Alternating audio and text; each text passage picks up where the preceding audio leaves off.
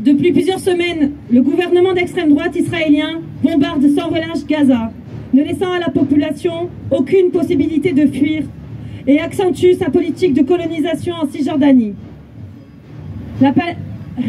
Les hôpitaux bombardés, le déplacement de population, la récupération de forages de gaz palestiniens par l'armée israélienne, les arrestations de plus de 5000 prisonniers palestiniens qui doublent le nombre de prisonniers politiques en Israël en l'espace de quelques semaines.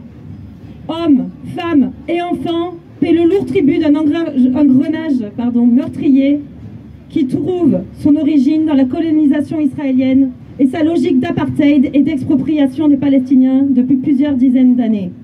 L'extrême droite israélienne au pouvoir ne se soucie guère du corps des civils palestiniens, pas plus que du sort des Israéliens.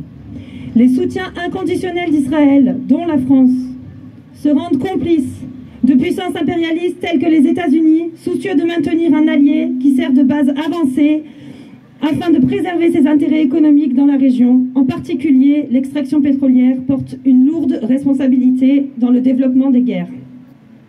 Les peuples du monde entier ne restent pas muets face à un massacre, une politique de purification ethnique et expriment massivement leur solidarité avec le peuple palestinien et leur désaccord avec leur gouvernement.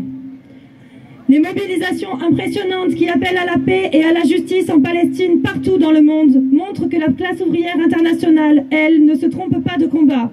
L'Union départementale des Bouches-du-Rhône s'inscrit dans cette logique d'appel à la paix. Une paix qui ne peut avoir lieu que sur la base de la justice et dans le respect de principes d'autodétermination des peuples, la fin de la colonisation et le respect des résolutions internationales. Face au silence et à l'immobilisme des différentes instances internationales, nous nous engageons à continuer le combat pour la paix et nous restons mobilisés pour un cessez-le-feu immédiat, pour la fin de la colonisation, pour l'application du droit international, pour faire respecter les résolutions qui sont adoptées depuis de nombreuses années, bafouées en toute impunité, pour la levée du blocus à Gaza. Comme le disait Nelson Mandela, nous savons très bien que notre liberté est incomplète sans celle des Palestiniens. Palestine vivra! Palestine vivra!